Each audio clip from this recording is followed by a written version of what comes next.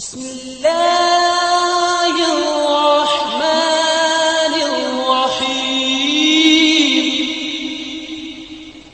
اعوذ باللہ من الشیطان الرجیم، بسم اللہ الرحمن الرحیم۔ السلام علیکم۔ آج آپ کا میزبان ڈاکٹر کاشف بشیر تفہیم القرآن سیریز کی قسط نمبر 342 کے ساتھ آپ کے سامنے حاضر خدمت ہے، جس میں ہم انشاءاللہ العزیز سورہ نمل کی آیت نمبر 15 سے 19 تک کا ترجمہ اور تفسیر آپ کے سامنے پیش کریں گے، اور اس حصے کا موضوع ہے قصہ حضرت سلیمان علیہ السلام۔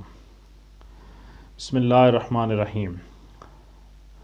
وَلَقَدْ آتَيْنَا دَاوُودَ وَسُلَيْمَانَ عِلْمًا وَقَالَ الْحَمْدُ لِلَّهِ الَّذِي فَضَّلَنَا عَلَى كَثِيرٍ مِّنْ عِبَادِهِ الْمُؤْمِنِينَ۔ ترجمہ: دوسری طرف ہم نے داؤد و سلیمان کو علم عطا کیا، اور انہوں نے کہا کہ شکر ہے اس خدا کا جس نے ہم کو اپنے بہت سے مومن بندوں پر فضیلت عطا کی۔ علم عطا کیا تفسیر میں آتا ہے یعنی حقیقت کا علم، اس بات کا علم کہ در حقیقت ان کے پاس اپنا کچھ بھی نہیں ہے، جو کچھ ہے اللہ کا عطیہ ہے، اور اس پر تصرف کرنے کا جو اختیارات بھی ان کو بخشے گئے ہیں انہیں اللہ ہی کی مرضی کے مطابق استعمال کیا جانا چاہیے، اور اس اختیار کے صحیح و غلط استعمال پر انہیں مالک حقیقی کے حضور جواب دہی کرنی ہے۔ یہ علم اس جہالت کی ضد ہے جس میں فرعون مبتلا تھا۔ اس جہالت نے جو سیرت تعمیر کی تھی اس کا نمونہ اوپر مذکور ہوا۔ اب بتایا جاتا ہے کہ یہ علم کیسی سیرت کا نمونہ تیار کرتا ہے۔ بادشاہی، دولت، حشمت، طاقت دونوں طرف یکساں ہیں۔ فرعون کو بھی یہ ملی تھی اور داؤد و سلیمان علیہ السلام کو بھی ملی، لیکن جہالت اور علم کے فرق نے ان کے درمیان کتنا عظیم الشان فرق پیدا کر دیا۔ آیت کے آخر میں آیا شکر ہے اس خدا کا جس نے ہم کو اپنے بہت سے مومن بندوں پر فضیلت عطا کی۔ تفسیر میں آتا ہے یعنی دوسرے مومن بندے بھی ایسے موجود تھے جن کو خلافت عطا کی جا سکتی تھی، لیکن یہ ہماری کوئی ذاتی خوبی نہیں بلکہ محض اللہ کا احسان ہے کہ اس نے ہمیں اس مملکت کی فرما روائی کے لیے منتخب فرمایا۔ وَوَرِثَ سُلَيْمَانُ دَاوُودَ وَقَالَ يَا أَيُّهَا النَّاسُ عُلِّمْنَا مَنطِقَ الطَّيْرِ وَأُوتِينَا مِنْ كُلِّ شَيْءٍ إِنَّ هَذَا لَهُوَ الْفَضْلُ الْمُبِينُ۔ ترجمہ: اور داؤد علیہ السلام کا وارث سلیمان علیہ السلام ہوا، اور اس نے کہا لوگو ہمیں پرندوں کی بولیاں سکھائی گئی ہیں اور ہمیں ہر طرح کی چیزیں دی گئی ہیں، بے شک یہ اللہ کا نمایاں فضل ہے۔ داؤد کا وارث سلیمان ہوا تفسیر میں آتا ہے وراثت سے مراد مال و جائیداد کی وراثت نہیں بلکہ نبوت اور خلافت میں حضرت داؤد علیہ السلام کی جانشینی ہے۔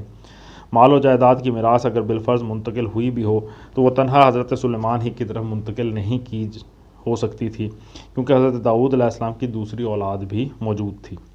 اس لیے اس آیت کو اس حدیث کی تردید میں پیش نہیں کیا جا سکتا جو نبی صلی اللہ علیہ وآلہ وسلم سے مروی ہے کہ ہم انبیاء کی وراثت تقسیم نہیں ہوتی، جو کچھ ہم نے چھوڑا ہے وہ صدقہ ہے۔ صحیح بخاری کتاب فرض الخمس اور میں یہ حدیث آئی ہے۔ پھر مسند احمد کی حدیث میں جو یہی حدیث جس طرح سے آئی کہ نبی کا وارث کوئی نہیں ہوتا، جو کچھ وہ چھوڑتا ہے وہ مسلمانوں کے فقراء اور مساکین میں تقسیم کیا جاتا ہے۔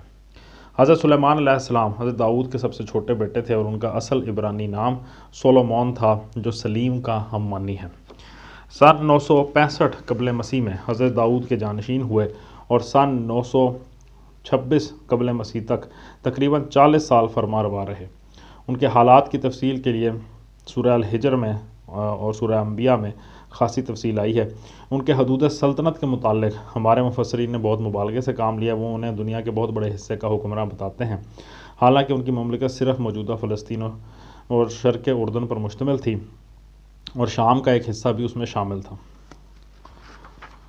پھر آیت میں آیا کہ سلیمان علیہ السلام نے کہا لوگوں ہمیں پرندوں کی بولیاں سکھائی گئی ہیں۔ تفسیر میں آتا ہے کہ بائبل اس ذکر سے خالی ہے کہ حضرت سلیمان علیہ السلام کو پرندوں اور جانوروں کی بولیوں کا علم دیا گیا تھا، لیکن بنی اسرائیل کی روایات میں اس کی صراحت موجود ہے۔ جوش انسائکلوپیڈیا کی جلد نمبر 11 صفحہ نمبر 439۔ پھر آیا کہ ہمیں ہر طرح کی چیزیں دی گئی ہیں۔ تفسیر میں آتا ہے یعنی اللہ کا دیا ہمارے پاس سب کچھ موجود ہے۔ اس بات کو لفظی معنوں میں لینا درست نہیں ہے، بلکہ اس سے مراد اللہ کے بخشے ہوئے مال و دولت اور ساز و سامان کی کثرت ہے۔ یہ بات حضرت سلیمان علیہ السلام نے فخریہ نہیں فرمائی تھی بلکہ اللہ کے فضل اور اس کے عطا و بخشش کا شکریہ ادا کرنا مقصود تھا۔ وحشر لسلیمان جنودہ من الجن والانس والطیر فہم یوزعون۔ ترجمہ: سلیمان علیہ السلام کے لیے جن اور انسانوں اور پرندوں کے لشکر جمع کیے گئے تھے اور وہ پورے ضبط میں رکھے جاتے تھے۔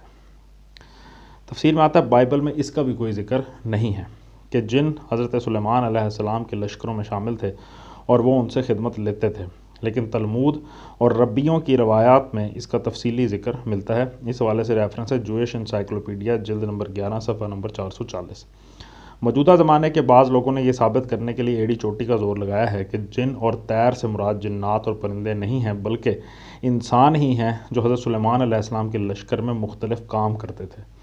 وہ کہتے ہیں کہ جن سے مراد پہاڑی قبائل کے وہ لوگ ہیں جنہیں حضرت سلیمان نے مسخر کیا تھا اور وہ ان کے ہاں حیرت انگیز طاقت اور محنت کے کام کرتے تھے، اور تیر سے مراد گھوڑ سواروں کے دستے ہیں جو پیدل دستوں کی بنسبت بہت زیادہ تیزی سے نقل و حرکت کرتے تھے۔ لیکن یہ قرآن مجید میں بیجا تعویل کی بدترین مثال ہے۔ قرآن یہاں جن، انس اور طیر تین الگ الگ اقسام کے لشکر بیان کر رہا ہے اور تینوں پر الف لام تعریف جنس کے لیے لایا گیا ہے، اس لیے لا محالہ الجن اور الطیر وہ پورے اور الانس میں شامل نہیں ہو سکتے، بلکہ وہ اس سے مختلف دو الگ اجناس ہی ہو سکتی ہیں۔ علاوہ بری کوئی شخص جو عربی زبان سے ذرا برابر بھی واقفیت رکھتا ہو یہ تصور نہیں کر سکتا کہ اس زبان میں محض لفظ الجن بول کر انسانوں کا کوئی گروہ یا محض الطیر بول کر سواروں کا رسالہ کبھی مراد لیا جا سکتا ہے، اور کوئی عرب ان الفاظ کو سن کر ان کا یہ معنی سمجھے گا۔ محض محاورے میں کسی انسان کو اس کے فوق العادت کام کی وجہ سے جن یا کسی عورت کو اس کے حسن کی وجہ سے پری اور کسی تیز رفتار آدمی کو پرندہ کہہ دینا یہ معنی نہیں رکھتا کہ اب جن کے معنی طاقتور آدمی اور پری کے معنی حسین عورت اور پرندے کے معنی تیز رفتار انسان ہی کے ہو جائیں گے۔ ان الفاظ کے یہ معنی تو مجازی ہیں نہ کہ حقیقی، اور کسی کلام میں کسی لفظ کو حقیقی معنی چھوڑ کر مجازی معنوں میں صرف اسی وقت استعمال کیا جاتا ہے، اور سننے والے بھی ان کو مجازی معنوں میں صرف اسی وقت لے سکتے ہیں جب کہ آس پاس کوئی واضح قرینہ ایسا موجود ہو جو اس کے مجاز ہونے پر دلالت کرتا ہو۔ یہاں آخر کون سا قرینہ پایا جاتا ہے جس سے یہ گمان کیا جا سکے کہ جن اور طیر کے الفاظ اپنے حقیقی لغوی معنوں میں نہیں بلکہ مجازی معنوں میں استعمال کیے گئے ہیں؟ بلکہ آگے ان دونوں گروہوں کے ایک ایک فرد کا جو حال اور کام بیان کیا گیا وہ تو اس تعویل کے بالکل خلاف معنی پر صریح دلالت کر رہا ہے۔ کسی شخص کا دل اگر قرآن کی بات پر یقین نہ کرنا چاہتا ہو تو اسے صاف کہنا چاہیے کہ میں اس بات کو نہیں مانتا، لیکن یہ بڑی اخلاقی بزدلی اور علمی خیانت ہے کہ آدمی قرآن کے صاف صاف الفاظ کو توڑ مروڑ کر اپنے من مانی معنی پر ڈھالے اور یہ ظاہر کرے کہ وہ قرآن کے بیان کو مانتا ہے، حالانکہ دراصل قرآن نے جو کچھ بیان کیا وہ اسے نہیں بلکہ خود اپنے زبردستی گھڑے ہوئے مفہوم کو مانتا ہے۔ حتیٰ اذا اتوا علی واد النمل قالت نملۃ یا ایھا النمل ادخلوا مساکنکم لا یحطمنکم سلیمان وجنودہ وہم لا یشعرون۔ ترجمہ: ایک مرتبہ وہ ان کے ساتھ کوچ کر رہا تھا، یہاں تک کہ جب یہ سب چیونٹیوں کی وادی میں پہنچے تو ایک چیونٹی نے کہا، اے چیونٹیوں اپنے بلوں میں گھس جاؤ، کیونکہ کہیں ایسا نہ ہو کہ سلیمان علیہ السلام اور اس کے لشکر تمہیں کچل ڈالیں اور انہیں خبر بھی نہ ہو۔ تفسیر میں آتا ہے اس آیت کو بھی آج کل کے بعض مفسرین نے تعویل کے خیرات پر چڑھایا ہے۔ وہ کہتے ہیں کہ وادی نمل سے مراد چیونٹیوں کی وادی نہیں بلکہ یہ ایک وادی کا نام ہے جو شام کے علاقے میں تھی، اور نملہ کے معنی ایک چیونٹی کے نہیں بلکہ ایک قبیلے کا نام ہے۔ اس طرح وہ آیت کا مطلب یہ بیان کرتے ہیں کہ جب حضرت سلیمان علیہ السلام وادی نمل پہنچے تو ایک نملی نے کہا کہ اے قبیلہ نمل کے لوگوں، لیکن یہ بھی ایسی تعویل ہے جس کے ساتھ قرآن کے الفاظ ساتھ نہیں دیتے۔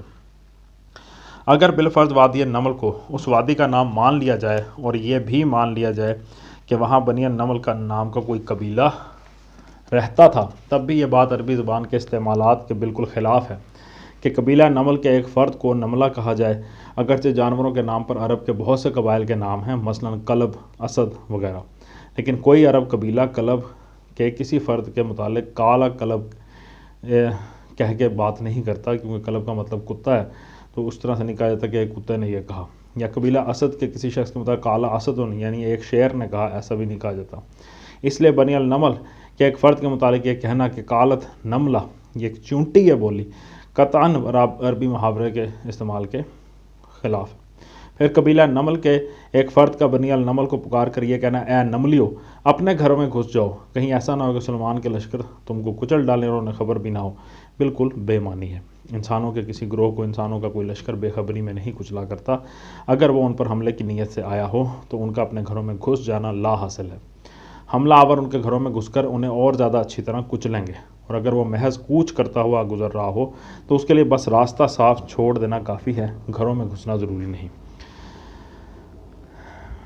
لہٰذا اگر بنی النمل کوئی انسانی قبیلہ ہوتا اور اس کا کوئی فرد اپنے قبیلے کے لوگوں کو خبردار کرنا چاہتا تو حملے کے خطرے کی صورت میں وہ کہتا کہ اے نملیو بھاگ چلو اور پہاڑوں میں پناہ لو تاکہ سلیمان کے لشکر تمہیں تباہ نہ کر دیں، اور حملے کا خطرہ نہ ہونے کی صورت میں وہ کہتا کہ اے نملیو راستے سے ہٹ جاؤ تاکہ تم میں سے کوئی شخص سلیمان کے لشکروں کی جھپٹ میں نہ آ جائے۔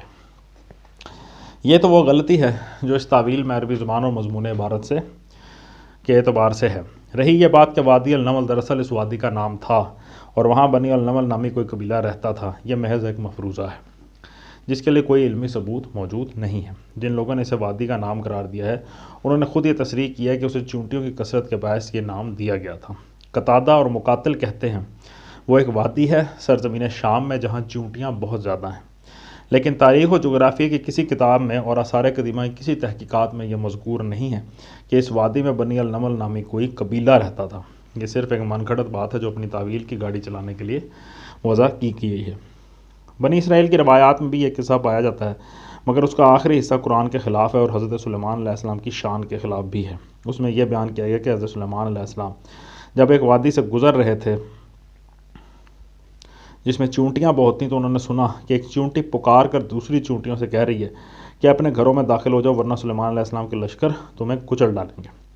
اس پر حضرت سلیمان علیہ السلام نے اس چونٹی کے سامنے بڑے تکبر کا اظہار کیا اور جواب میں اس چونٹی نے ان سے کہا کہ تمہاری حقیقت کیا ہے؟ ایک حقیر بوند سے تو تم پیدا ہوئے ہو۔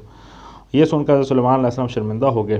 جویش انسائکلوپیڈیا جلد نمبر 11 صفحہ نمبر 440 پہ یہ آیا ہے۔ اس سے اندازہ ہوتا ہے کہ قرآن کس طرح بنی اسرائیل کی غلط روایات کی تصحیح کرتا ہے اور ان گندگیوں کو صاف کرتا ہے جو انہوں نے خود اپنے پیغمبروں کی سیرتوں پر ڈال دی تھیں۔ ان روایات کے متعلق مغربی مستشرقین بے شرمی کے ساتھ یہ دعویٰ کرتے ہیں کہ قرآن نے سب کچھ ان سے سرقہ کر لیا ہے۔ عقلی حیثیت سے یہ بات کچھ بھی بعید نہیں ہے کہ ایک چونٹی اپنی جنس کے افراد کو کسی آتے ہوئے خطرے سے خبردار کرے اور بلوں میں گھس جانے کے لیے کہے۔ ایسا بالکل پاسبل ہے۔ رہی یہ بات کہ حضرت سلیمان علیہ السلام نے اس کی بات کیسے سن لی، تو جس شخص کے حواس کلام وحی جیسی لطیف چیز کا ادراک کر سکتے ہوں اس کے لیے چونٹی کے کلام جیسی کثیف چیز کا ادراک کر لینا کوئی بڑی مشکل بات نہیں ہے۔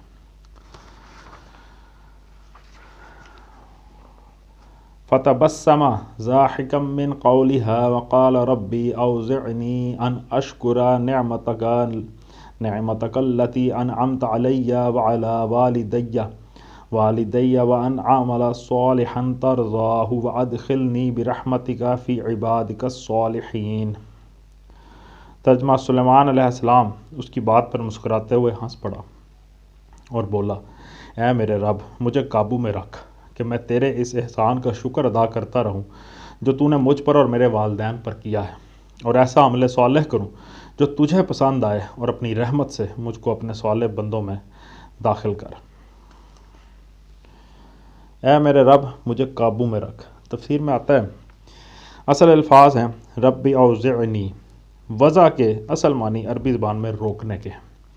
اس موقع پر حضرت سلیمان علیہ السلام کا یہ کہنا کہ اوزعنی ان اشکر نعمتک، مجھے روک کہ میں تیرے احسان کا شکر ادا کروں، ہمارے نزدیک دراصل یہ معنی دیتا ہے کہ اے میرے رب، جو عظیم الشان قوتیں اور قابلیتیں تو نے مجھے دی ہیں وہ ایسی ہے کہ اگر میں ذرا سی غفلت میں بھی مبتلا ہو جاؤں تو حد بندگی سے خارج ہو کر اپنی کبریائی کے خبط میں نامعلوم کہاں سے کہاں نکل جاؤں۔ اس لیے اے میرے پروردگار، تو مجھے قابو میں رکھ تاکہ میں کافر نعمت بننے کے بجائے شکر نعمت پر قائم رہوں۔ آیت کے آخر میں آیا کہ اپنی رحمت سے مجھ کو اپنے صالح بندوں میں داخل کر۔ تفسیر میں آتا ہے صالح بندوں میں داخل کرنے سے مراد غالباً یہ ہے کہ آخرت میں میرا انجام صالح بندوں کے ساتھ ہو اور میں ان کے ساتھ جنت میں داخل ہوں۔ اس لیے کہ آدمی جب عمل صالح کرے گا تو صالح تو وہ آپ سے آپ ہوگا ہی، البتہ آخرت میں کسی کا جنت میں داخل ہونا محض اس کے عمل صالح کے بلبوتے پر نہیں ہو سکتا، بلکہ یہ اللہ کی رحمت پر موقوف ہے۔ حدیث میں آیا ہے کہ ایک مرتبہ نبی صلی اللہ علیہ وآلہ وسلم نے فرمایا، تم میں سے کسی کو بھی محض اس کا عمل جنت میں نہیں پہنچا دے گا۔ عرض کیا گیا، کیا حضور صلی اللہ علیہ وآلہ وسلم کے ساتھ بھی یہی معاملہ ہے؟ یہ سوال کیا گیا۔ فرمایا ہاں میں بھی محض اپنے عمل کے بل بوتے پر جنت میں نہ چلا جاؤں گا جب تک اللہ تعالیٰ اپنی رحمت سے مجھے نہ ڈھانک لے۔ حضرت سلیمان علیہ السلام کی یہ دعا اس موقع پر بالکل بے محل ہو جاتی ہے اگر النمل سے مراد انسانوں کا کوئی قبیلہ لیا جائے اور نملہ کے معنی قبیلہ نمل کے ایک فرد کے لیے جائیں۔ ایک بادشاہ کے لشکر جرار سے ڈر کر کسی انسانی قبیلے کے ایک فرد کا اپنے قبیلے کو خطرے سے خبردار کرنا آخر کون سی ایسی غیر معمولی بات ہے کہ وہ جلیل القدر بادشاہ اس پر خدا سے یہ دعا کرنے لگ جائے۔